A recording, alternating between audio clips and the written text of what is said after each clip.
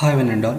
So in the previous lecture or class, we learned about variables and the guidelines that we need to follow while creating or while using variables, and we also covered about collections, right? Basically, we learned how to create an array and how to iterate over all the elements in the array, right?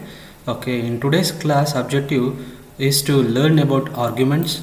Particularly, we shall see the purpose or the need of arguments, and we shall see how to use arguments while creating an automation projects, right?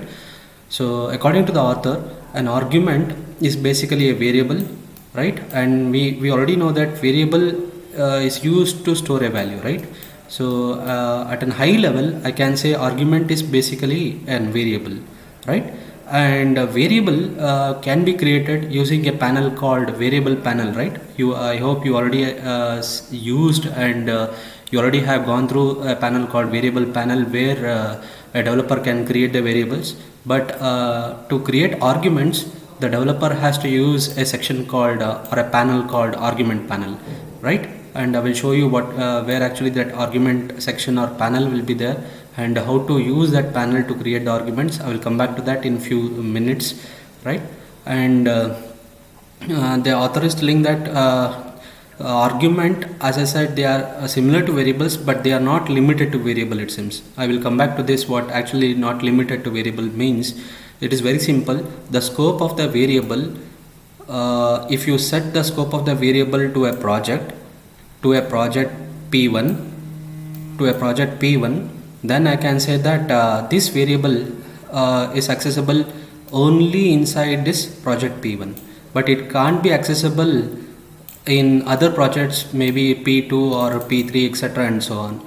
But whereas in case of argument created in one project, let us say P1 itself, can be sent to project P2, and if you send this argument from project P1 to P2, then it can be accessible even in P2. And if you send that same argument to another project, let us say P3, then it is also accessible or available in the project P3 also. See here, the argument A, which has been created in project P1, is accessible inside the project P1, and it can also be accessed inside P2. It can also be accessed inside P3. Please note that, or assume that, or with the assumption that argument created in project P1 has sent to P2 and it is also sent to P3, right? In that case, that argument is available in all the three projects like P1, P2, P3.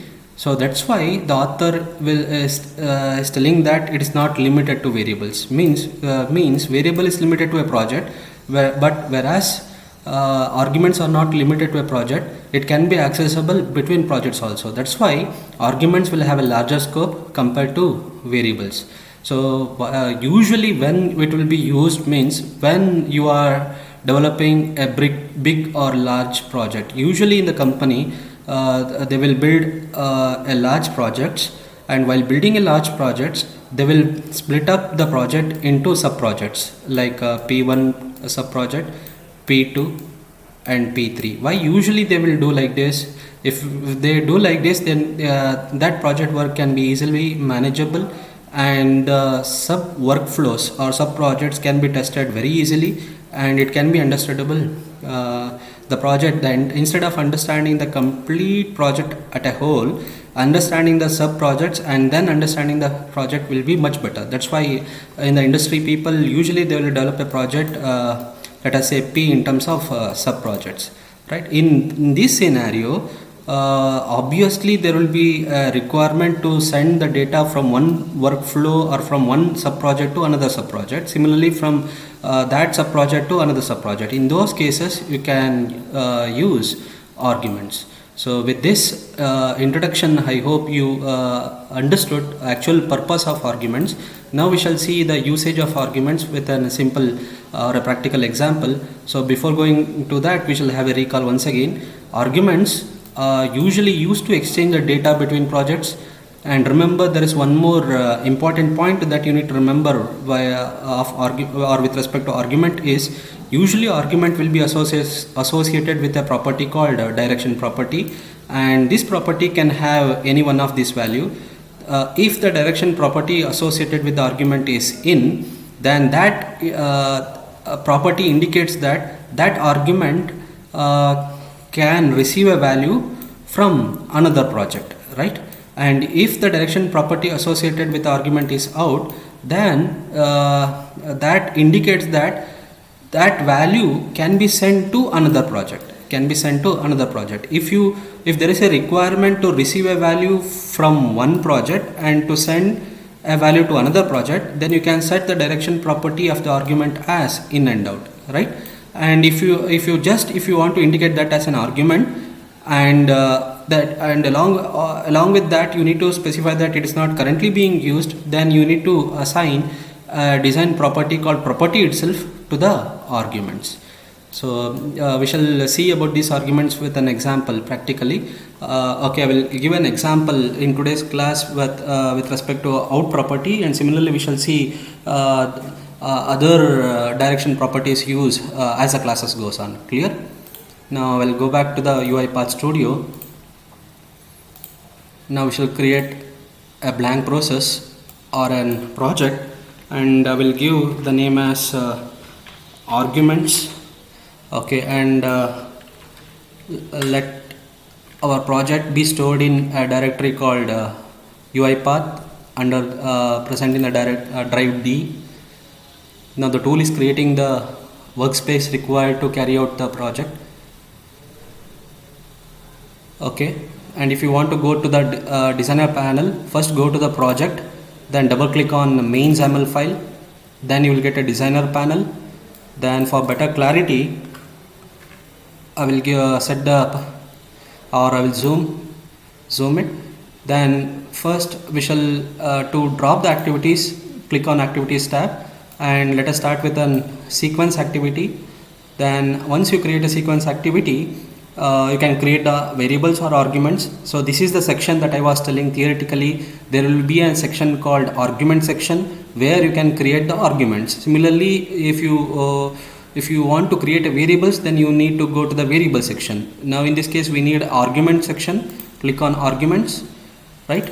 Then you can give an any name for the argument, like something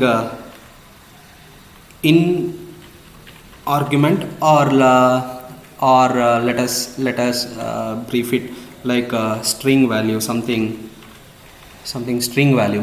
We have created an argument called string value, and let us set the direction. See, this is the direction property. This is the place or the drop down box where you can associate the property to the argument. Here in our case, let us assign the property direction property as out. Means I am using this argument to send a value to another project. We shall see to which project that I will send, we shall see in few minutes. Remember, my intention is to send this value outside the current project, or in other words to another project. Clear? And I can set the default value here itself, but for the time being I don't want to set the default value. So I will use assign activity to assign value for that, and we have a given name as string values. Can you see here? So, and I will give an I will specify as arguments itself. You can give any constant string value, right? So we have now currently what we have done, we have created a sequence, and inside that sequence we have created an argument called a string value, and we are using assign activity to assign some value to that argument, right? Now we shall create a new sequence. So to create a new sequence, see here, go under the design ribbon, go to the new and choose sequence, and let the name be sequence, or I will give a name as sequence 2, so that we shall have we can easily understand what is sequence and what is sequence 2. Sequence 2 is another sequence, but which will be under the same project. See, can you see here? This is another sequence or workflow. This is the main workflow or main sequence. Okay, in sequence 2 what we shall do, or in another workflow, what we shall do, we shall create a variable. We shall create a variable called value itself. Okay, you can give any name. Let it be string. Let it the scope be sequence 2 itself. Right. So we have created a variable. Now, interesting. Now we shall draw or we shall use an activity called invoke workflow file. I will tell you what is the use of this. This is the activity that we need to use over here, and usually, as the name itself says, this activity is used to invoke another workflow, right? So to specify which workflow that it has to invoke, can you see a browse option here, a folder icon here? Click on this and let us choose the first sequence or the main, which is the default sequence. I'm calling this as a sequence 1, and I will click open. Clear? So what I did, just I dropped an activity called invoke workflow, and I'm indicating which workflow that actually it has to invoke using this icon, okay, folder icon. Now, interesting thing, what we shall do, we shall import. We have an argument called strval here, right? And it has a value called arguments right over here, correct? We shall input that to the current sequence or workflow called sequence 2. How to do this? Can you see an argument option called import arguments? Click over here, right? Okay, click over here. So before, whether we have created a variable, called value. Okay, I don't want to create an argument. Instead, what I need to do is, I need to we shall do one thing. We shall have a message box activity so that we can able to display the value. Okay, I have to import an argument here. Okay, actually, whether we have invoked that, right? Oh, okay. See here, this is what I said. Even if we get a mistake while learning, it's actually a good practice. See here, even if I am clicking import arguments, I am not able to find that argument which we have created in the workflow called main, right? So why? Because I have not saved the main workflow. Now I have saved the main workflow. Now I will click. Can you see here? Now it is visible. So this did you understand what actually had happened? So if you want to view this argument in the current sequence, then make sure that previous project or the previous sequence has been saved. Now I want to store the value of argument string value to a variable called I think we have created a variable, local variable called value. Okay. Now what can you see here? Previously it was 0. Now it is 1. Means this will indicate that you are importing one argument. If you are importing 2 arguments from a different workflow, then the count will be 2. 3 arguments if you are importing, then the count will be 3, and it goes on like this.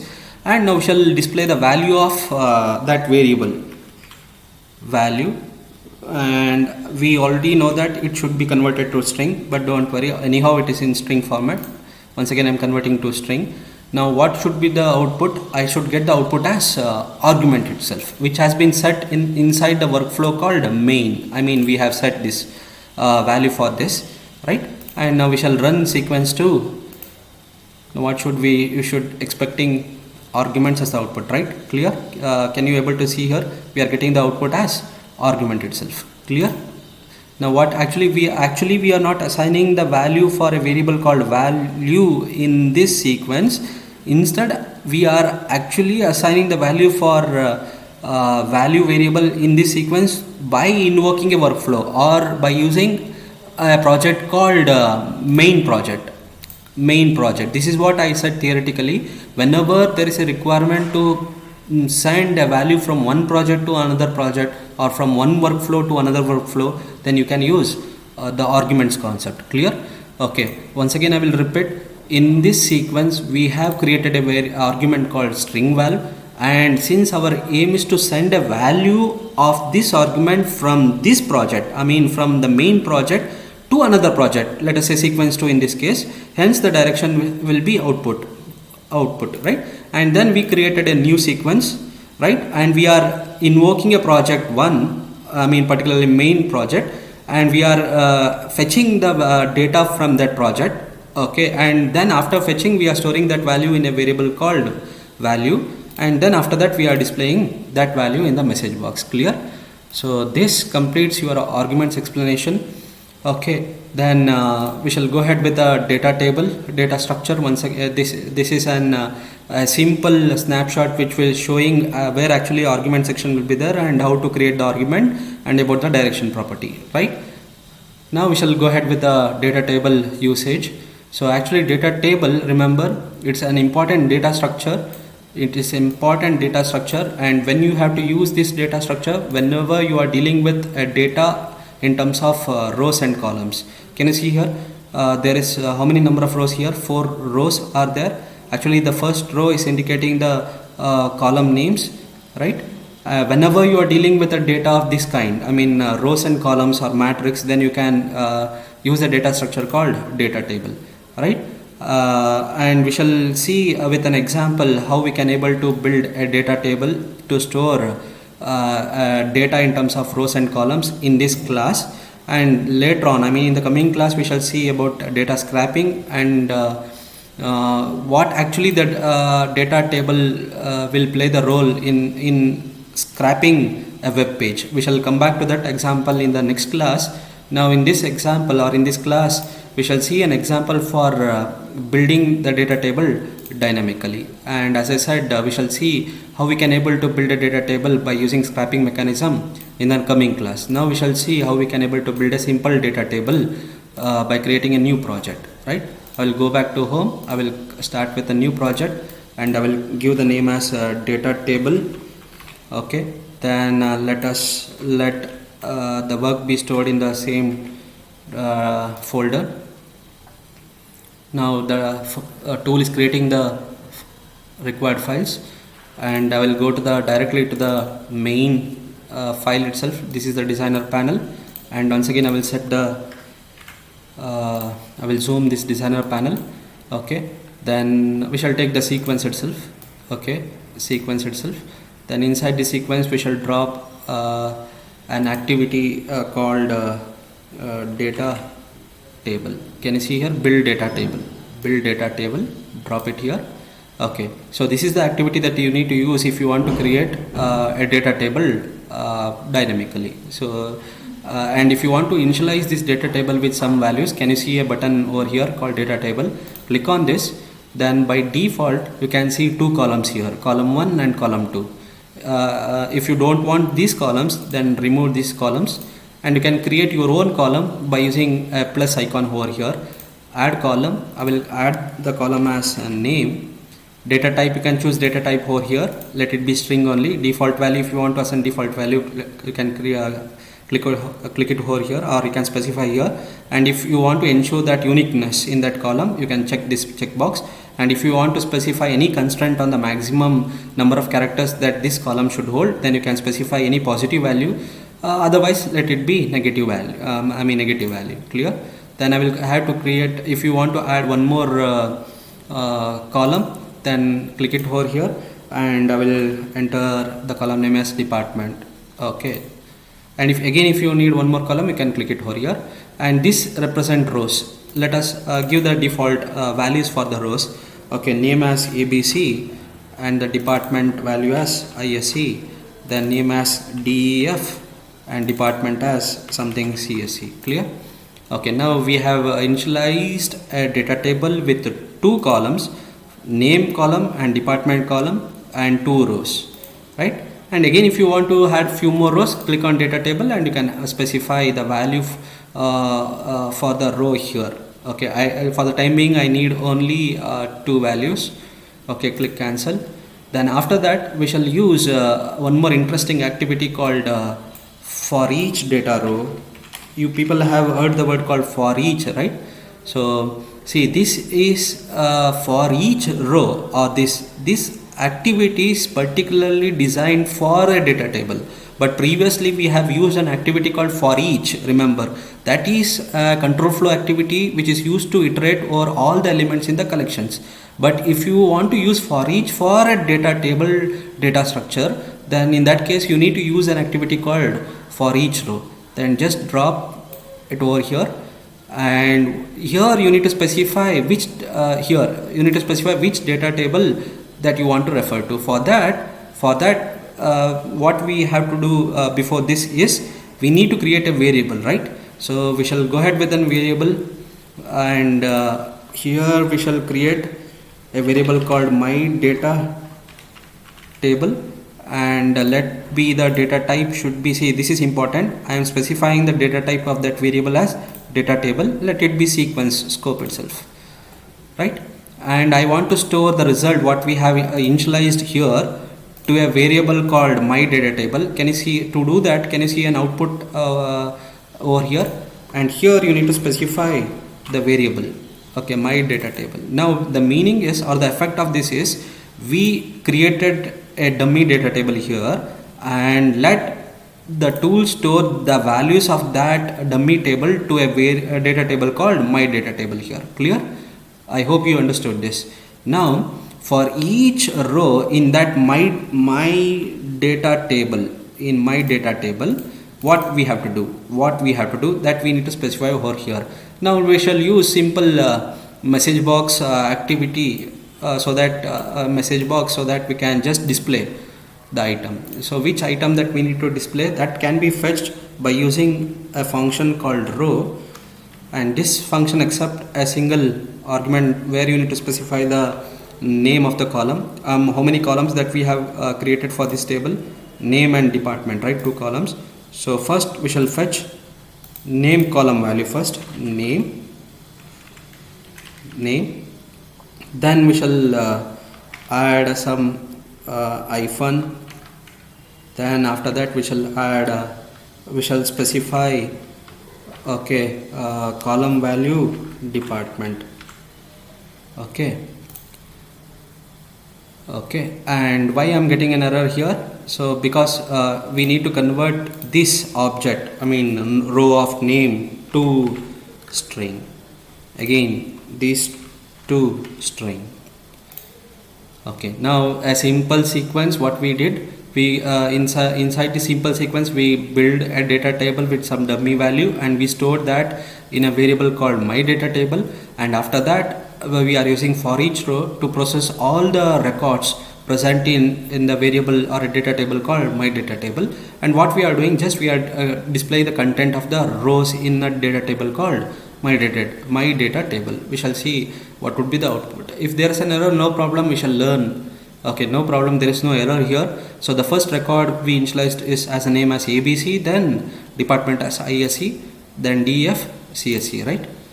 Correct. So this is one simple example of showing how we can able to build our own data table, right? So another way you can fetch the rows or the values of the data table is by using indexing concept. Indexing, I mean array index will start with 0, right? Exactly in the same way, even here indexing will start with 0. So if you specify row of 0, then it will fetch the first column ABC, then ISE, DF. If you specify row of 1, then it will go to the second column. This is how we can also use indexing concept to fetch the individual elements of the data table, or you can use the column name, or you can use this column name like this within double quote. Clear? So I hope you understood about arguments and how to use arguments with a simple example. Then after that we learned about property parallelly while discussing arguments. Then we learned something about data table, and we learned how we can able to build a data table, right? In the coming class we shall see how we can able to build a data table using a concept called scrapping, right? So if you have any doubts, you can contact me either through WhatsApp or mail. So thank you one and all. Thank you.